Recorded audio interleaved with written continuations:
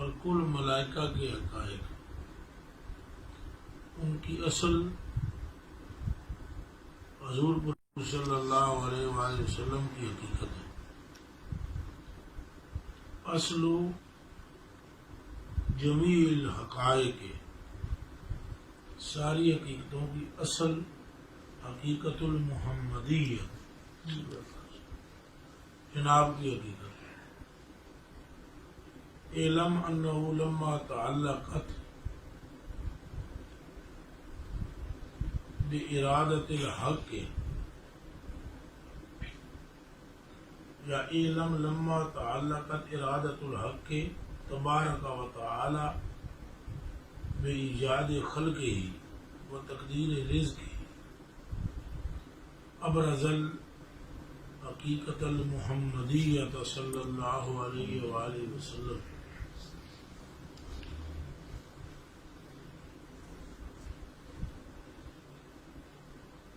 فی الحضرت الاحدیۃ، فی الحضرت الصمدیۃ، من حضرت الاحدیۃ، ثم صلح منها عوالم کلها علوها و صفرها۔ یہ جان لو کہ جب کائنات کے بنانے والے رب نے کائنات کو بنانے کا ارادہ فرمایا، ابرز الحقیقت المحمدیۃ صلی اللہ علیہ وسلم، اس نے جناب کریم کی حقیقت کو ظاہر فرمایا، پھر اس حقیقت کو جو کہ سمادیت کی انوار سے منور ہو کر ذات حدیت میں، ذات حدیت سے ظاہر ہوئی، اس سے پھر آگے پوری کائنات بنائی گئی۔ عرش، فرش، لوح، قلم، کرسی، جنت، دوزخ، رشتے، آسمان، زمین۔ اس بات کی توثیق ایک حدیث شریف سے بھی ہوتی ہے۔ یہ جو میں نے آپ کو بات سنائی ہے، یہ اولیاء کاملین کی گفتگو ہے، لیکن اگر آپ اس کو حقیقت سے جوڑو، حدیث شریف سے جوڑو، تو تب بھی بات سمجھ میں آ جائے گی۔ آ جاؤ۔ اور وہ حدیث شریف کیا ہے؟ وہ حدیث شریف ہے حضرت جابر بن عبداللہ رضی اللہ تعالی عنہ راوی وروا عبد الرزاق رحمہ اللہ تعالی بسند، اپنی سند کے ساتھ حضرت عبد الرزاق ایک کتاب ہے ان کی جس کا نام ہے مصنف، اسے کہتے ہیں مصنف ابی عبد الرزاق۔ اس میں وہ فرماتے ہیں جابر بن عبداللہ رضی اللہ تعالی عنہ قال قلت یا رسول اللہ صلی اللہ علیہ وسلم اخبرنی عن اول شیء خلق اللہ قبل الاشیاء۔ وہ فرماتے ہیں میں سیاں کو پوچھا بھی آپ کے درود سلام ہوں، بے ابی انت و امی، میرے ماں باپ آپ پر قربان، مجھے بتائیں اللہ پاک نے ساری کائنات سے پہلے کس چیز کو پیدا کرنا؟ جناب کریم نے فرمایا یا جابر ہو، اے جابر رضی اللہ عنہ، ان اللہ تبارک و تعالی قد خلق قبل الاشیاء نور نبیک من نورہ۔ اے جابر، اللہ پاک نے تیرے نبی کے نور کو اپنے نور سے ساری کائنات سے پہلے تخلیق فرمایا۔ لم یکن فی ذلک الوقت لوح ولا قلم، اس وقت لوح اور قلم جو تھی نہیں تھی، ولا جنت ولا نار، جنت اور دوزخ بھی بولو نہیں تھی۔ اب یہ نوٹ کرتے جاؤ، لو بھی اس وقت، لو وہ چیز ہے جس پر تمہاری اور میری مقادیر یعنی تقدیریں لکھی ہوئی، قلم وہ ہے اعلیٰ جس سے تقدیریں لکھوائی گئی ہیں رب نے لکھوائی. تو میری اور آپ کی تقدیر کہ ان کو کب پیدا کرنا ہے اور کیا ان کی روزی ان کے نصیب میں رکھنی ہے، کس خطے میں پیدا کرنا ہے، کس قوم میں پیدا کرنا ہے، یہ ساری چیزیں نہیں تھیں اس وقت بھی سرکار کریم کا نور جلوہ گر تھا. سمجھ آ رہی نہیں آ رہی؟ ولا سماع ولا ملک، رشتے بھی نہیں تھے، ولا سماع آسمان بھی نہیں تھے، ولا ارض زمین بھی نہیں تھی، ولا شمس سورج بھی نہیں تھا، ولا قمر اور چاند بھی نہیں، ولا جنی کوئی جن بھی، ولا انسی کوئی انسان بھی نہیں.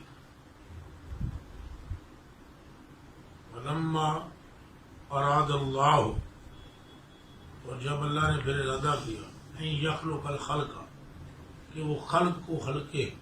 اب خلق یہ ساری چیزیں ہیں پیچھے جو آپ نے سن رہی ہیں، یعنی تم انسان اور جنات اور ملائکہ اور لوگ اور قلم اور جنت اور دوزخ اور چاند سورج زمین و آسمان، یہ ساری چیز پر لفظ کیا بولا جاتا ہے؟ خلق. کیا بولا جاتا ہے؟ اب اللہ پاک نے یہ ارادہ کیا کہ میں یہ ساری کائنات کو بناؤں، تو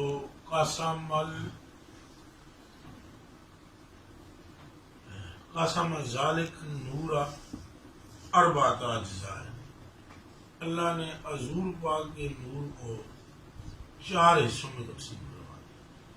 کتنے حصوں؟ 4. اس میں سے فخلق من الجزء الاول القلم، اس سے یہ قلم بنائی گئی ہے جس سے انسانیت کی اور کائنات کی تقدیر لکھی گئی اس نور سے. اس لیے سرکار کریم کو ساری کائنات کی تقدیر کی خبر ہے کہ جس سے تقدیر لکھی گئی وہ خود آپ کے نور کا ایک قطرہ ہے. بات سمجھ آئیے؟ اب حضور پاک سے کیسے کوئی چیز پوشیدہ ہو سکتی ہے؟ وَمِنَ الثَّانِي لوحہ، اور جو 4 حصے کیے تھے اس میں سے ایک حصے سے قلم بنائی، دوسرے سے لوح بنائی. وَمِنَ الثَّالِثِ عرشہ، اے جڑا عرش ہے پروردگار عالم کا، یہ تیسرے حصے نہ بنایا گیا. پھر ایک حصہ رہ گیا، ثم قسم الجزء الرابع اربعۃ اجزاء، پھر اس چوتھے کے 4 حصے پھر کر دیے. سمجھ آئی یا نہیں آئی؟ پہلے کتنے کیتے اسے؟ 4. ایک نال قلم بنائی، ایک نال لو بنائی، شابہ شابہ، تے ایک نال عرش بنایا. ہوں شروع ہوئی تخلیق، یعنی قلم تے لو تے عرش، یہ تخلیق یعنی جس سے یہ بنائی گئی وہ ہے نور مصطفیٰ سے. تو یہ ساری چیزیں اول نہیں ہیں، یہ راز ہے کہ ساری کائنات کیوں سرکار کا نام لیتی ہے اور کیوں سرکار کو جانتی ہے اور کیوں کر سرکار کو پہچانتی ہے.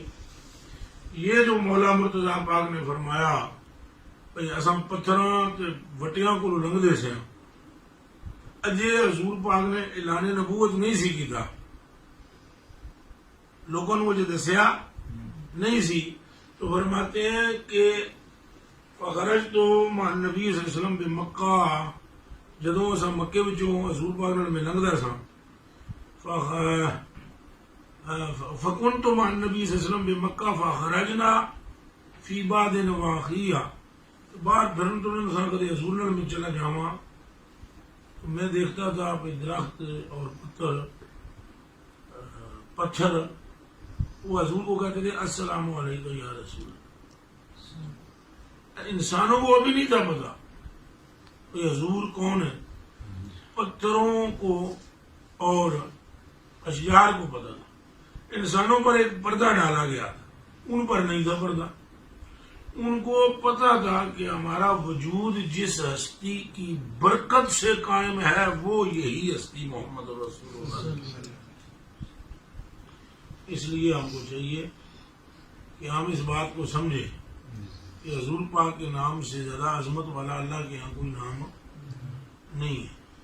ایک درود شریف صوفیاء نے لکھا ہے، اللہم صلی علی سیدنا و مولانا محمد من ہن شقت الاسرار، من ہن شقت الاسرار. اس کا مطلب پتہ کیا ہے؟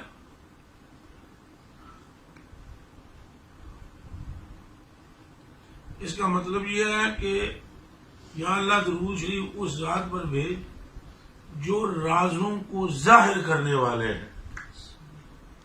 اور یہ درود شریف صوفیاء پڑھتے ہیں، عارفین پڑھتے ہیں. من ہن شقت الاسرار، یہ سارے رازوں سے بڑا راز خود حضور کی ذات اور سارے روحوں کی روح اعظم سرکار کی ذات اور ساری کائنات کی تخلیق کی علت اور غایت اور سبب جناب ذات مصطفیٰ صلی اللہ علیہ وسلم. جب کوئی بندہ ان کا نام لیتا ہے تو اللہ پاک کی رحمت جوش میں آ جاتی ہے، چونکہ تم اللہ پاک کے اس نور کا ذکر شروع کر دیتے ہو جس نور سے اللہ پاک کو شدید ترین محبت ہے. اور اللہ کو کسی غیر سے محبت نہیں ہے، غیر نور کا چکر نہیں ہے، دماغ میں رکھ لینا. اللہ پاک کو اپنے ہی نور سے محبت ہے. اللہ پاک ہی کے نور کا نام محمد صلی اللہ علیہ وسلم. سمجھ میں آئی؟ حضور پاک کی دو جیتے ہیں، ایک وہ جسے لوگ جانتے ہیں عام، تو وہ کہتے ہیں حضرت عبداللہ کے بیٹے ہیں، حضرت آمنہ کے